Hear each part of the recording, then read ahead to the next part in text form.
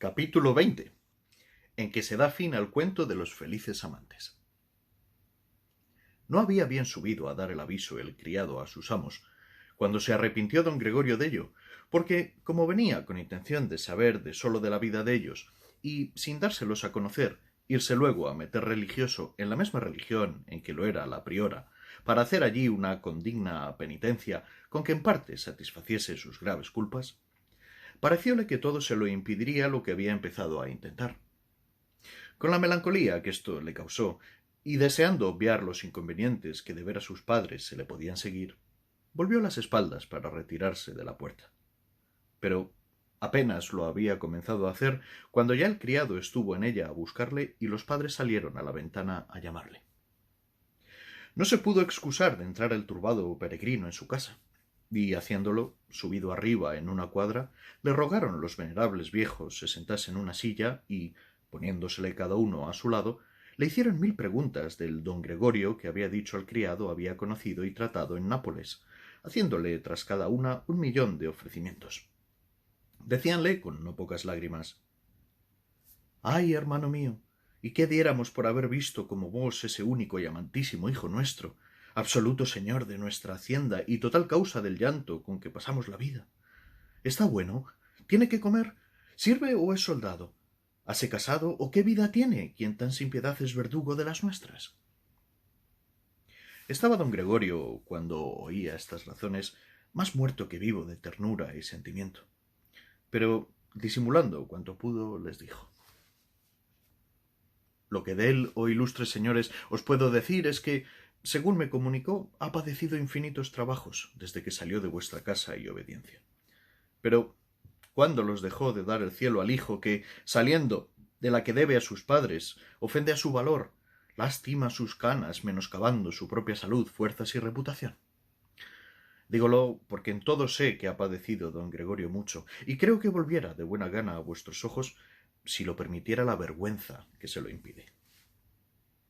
«¿De qué la ha de tener Gregorio?», replicó la madre, «pues en su vida ha hecho bajeza, ni hay en la ciudad quien se pueda quejar de él».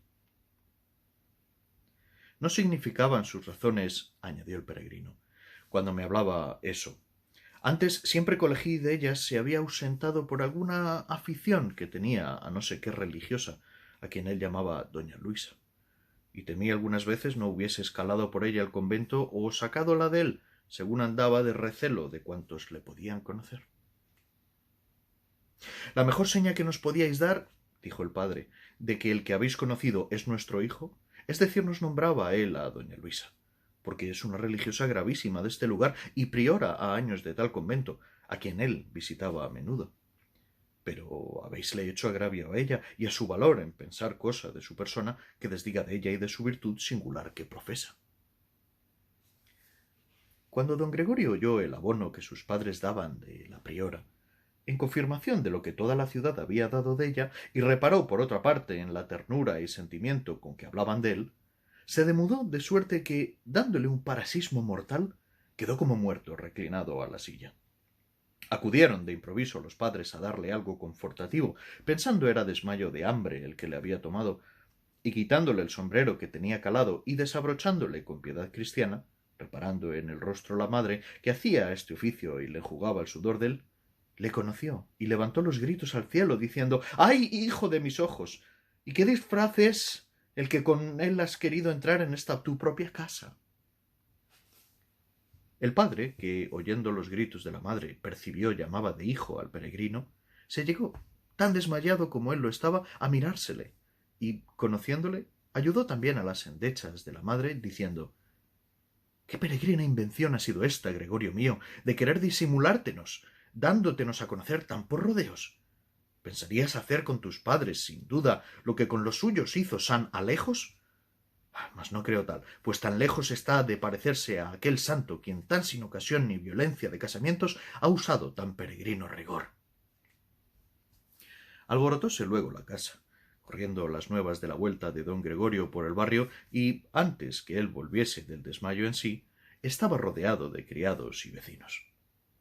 Y corrido, cuando volvió a cobrar sus sentidos de ver la publicidad de su vuelta, abrazó a sus padres, postrándoseles luego a sus pies y pidiéndoles le dejasen reposar a solas, despidiendo a los circunstantes, pues bastaba hubiesen sido testigos de su corrimiento y del perdón que les pedía por los enojos causados. Fuéronse cuantos esto le oyeron, contentos de ver lo que quedaban los padres, los cuales luego dieron también orden en que se acostase y reposase. Hízolo, y preguntando a su madre en la cama cuánto había que no se había visto con la priora, supo della que 3 días, y cómo, hablándole en la conversación de él y representándole el sentimiento con que vivían todos en su casa por su ausencia y no saber si era muerto ni vivo, había en ella vertido no pocas lágrimas y despedido del pecho algunos lastimosísimos suspiros, indicio claro del sincero amor que le tenía y de lo que sentía a su perdición. Más le crecía el asombro a don Gregorio cuando estas cosas oía, porque, como no sabía el milagro y estaba cierto, por otra parte, de su maldad y de lo que con la priora le había acontecido, parecíale todo sueño y que era ilusión del demonio el pensar verse en casa de sus padres y vuelto tan a su salvo en su patria. Y así, a ratos, con la vehemencia de esta imaginación se suspendía, de suerte que no acertaba a responder. Con todo, rogó a su madre, después de haber reposado algunos días, le hiciese merced de llegar al convento y verse con la priora, dándole aviso de su vuelta y de cómo había sido, con hábito penitente de peregrino, después de haber estado en Roma, a pedir absolución a su santidad de las mocedades que había cometido en los años que había faltado de su casa, en cuyo conocimiento había venido por sus oraciones, a lo que creía, y por haber oído un sermón de las alabanzas del Santísimo Rosario y de las misericordias que por su devoción hacía la Virgen benditísima en grandísimos pecadores. Rogóla juntamente instase con ella le diese licencia en todo caso para ir a besarle las manos y darle cuenta de los sucesos de su persona, sola aquella vez, pues en hacello o dejarlo de hacer estaba su consuelo y quietud. Fue la madre luego a hacer la visita, encargadísima de sacar la licencia que deseaba su hijo, cuyo alivio procuraban ella y todos los demás deudos, por ver cuánto necesitaba de ello la melancolía con que le veían. Habló, en llegando al convento, a la priora, y cuando le hubo dado las referidas nuevas y recado, vio en las lágrimas que de contento derramó tras él, que a eso atribuía la madre de don Gregorio a las que doña Luisa derramaba de confusión y vergüenza, el gozo que mostraba de su vuelta y mudanza, y, alegre de ver que ya por su instancia permitía le hablase, enterada primero de ella de cuán otro venía de la fuente de las indulgencias y perdones que da Dios a los pecadores por manos de su supremo vicario, cosas todas que se las aseguraba ser así el enviarle a decir el mismo don Gregorio venía de Roma, lo cual y el entender juntamente que había alcanzado tan grande misericordia por el mismo medio que ella, del Santísimo Rosario, fueron bastantes causas para obligarla a concederle sin escrúpulo la licencia que le pedía para llegar a hablarla el día siguiente, porque siempre el corazón le dijo había de ser tan feliz el fin de esta segunda visita cuanto le había sido nocivo el de la primera. Volvióse la madre con esta respuesta contentísima a su casa, y con razón, pues en ella llevaba, aunque sin entenderlo así, la medicina que más convenía al consuelo de su hijo y a su salvación. El cual, deseándola con las veras que lo suele hacer aquel a quien Dios abre los ojos del alma,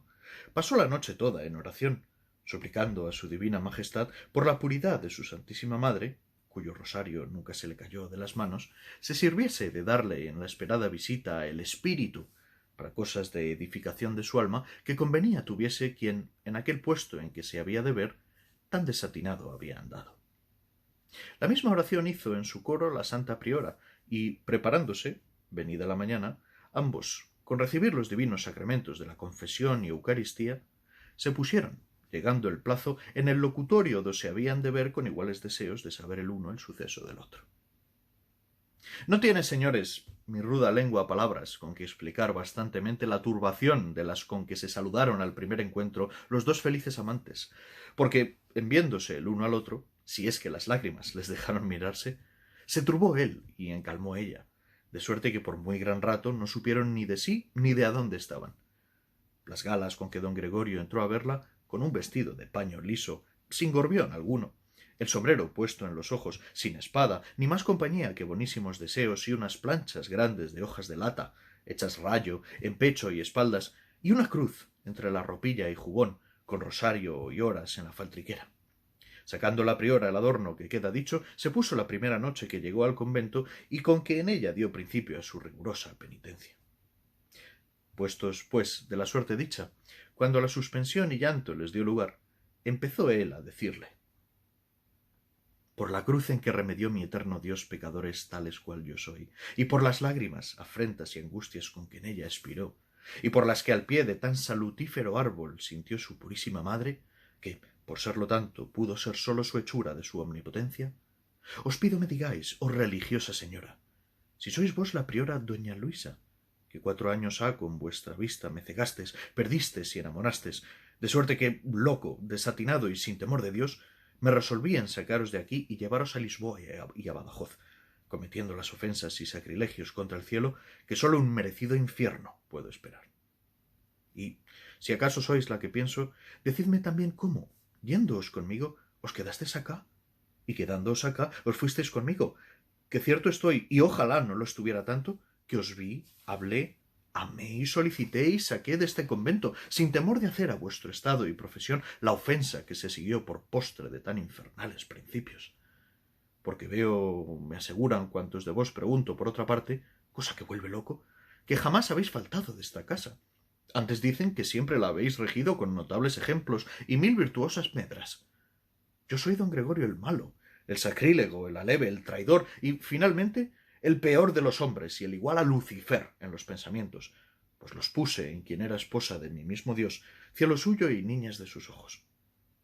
A la Virgen bendita del Rosario debo el conocimiento de mis culpas, pues dejándoos, si sois la que pienso, y no fantasma, en Badajoz, y dando cabo en la corte, descuidado de mi bien, merecí un día oír acaso un sermón de uno de los apóstoles que para la predicación de su santo rosario tiene María en el mundo, en que, pintando las misericordias que por tal devoción hace su clemencia, pintó mi ceguera y dibujó mi perversa vida, dando juntamente remedio a todos mis males, que todo lo hizo predicando un milagro y la eficacia de la dicha devoción. Sentí, tras sus palabras, la de la divina gracia, pues supe confesarme luego y dejar la corte del rey de España, y buscar la de quien es vicario de aquel por quien los reyes reinan y en cuyo servicio consiste sólo el verdadero reinar. Alcancé absolución de aquella santa silla, y, volviendo peregrino a saber, disfrazado de mis padres, y a saber la nota y escándalo que de vuestra persona y de la mía había en esta ciudad,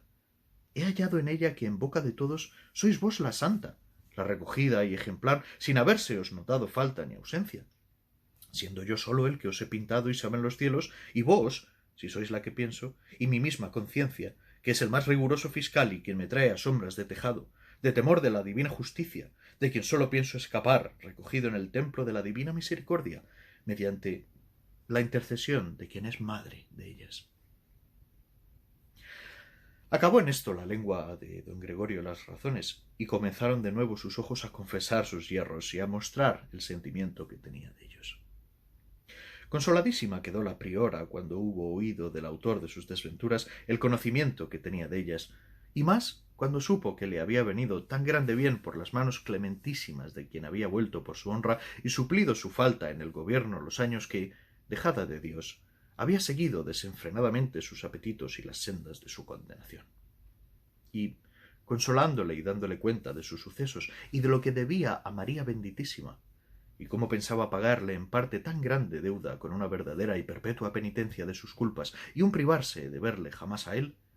le rogó fuese el que debía, mirase por su alma y huyese del mundo cuanto le fuese posible y de vanas conversaciones y pláticas, que le daba palabra a ella de hacer lo mismo, como también se la daba de callar el suceso mientras viviese. Pero no muerta, pues antes de morir le pensaba dejar escrito en manos de su confesor, con orden de que le divulgase el mismo día para gloria de Dios y recomendación de la celestial autora de tal misericordia. Ofrecióle don Gregorio hacer las mismas diligencias y de no quedar en el mundo, sino entrarse en un retirado convento de su propia orden, do pagase su sensualidad del debido escote de los excesos pasados a fuerza de ayunos y disciplinas. Y,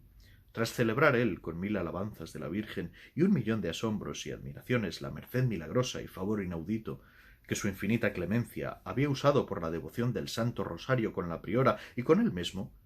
se despidió del convento para nunca más llegar a él, y de ella para jamás verla. Y lo propio hizo ella, pidiéndose ambos con lágrimas perdón recíproco y las oraciones el uno del otro. Continuó siempre, como queda dicho, La priora sus mortificaciones, consoladísima de la conversión de don Gregorio, dando por ella iguales gracias a la Virgen que por la suya propia, a quien le encomendó toda su vida. Volvióse de allí él a su casa, do estuvo algunos días asentando cosas y comunicada al cabo de ellos a sus padres su devoción, y representándoles las obligaciones que tenían de consolarse con haberle visto vuelto vivo, les pidió su bendición y licencia para ser religioso, pues lo debía a Dios y a su madre, rogándoles ahincadamente se la diesen y tuviesen a bien tomase tan divino estado. Tras lo cual también los rogó dejasen sus bienes, después de sus días, a pobres, que son los verdaderos depósitos y en quien mejor se guardan, pues en su poder jamás se menoscaban las haciendas. Alcanzáronlo todo de ellos sus lágrimas y raro espíritu, con que se fue contentísimo a ser religioso en la misma ciudad, profesando en la religión que tomó, con notables demostraciones de virtud.